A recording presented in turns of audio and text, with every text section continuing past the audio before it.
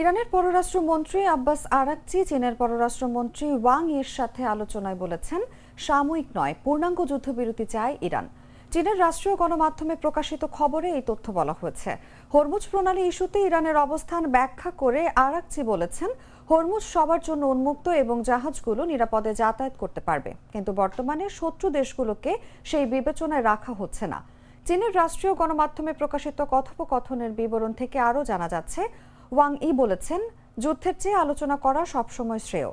তিনি সকল পক্ষকে শান্তির জন্য প্রতিটি সুযোগ ও সম্ভাবনা কাজে লাগিয়ে যত দ্রুত সম্ভব শান্তি প্রক্রিয়া শুরু করার আহ্বান জানিয়েছেন।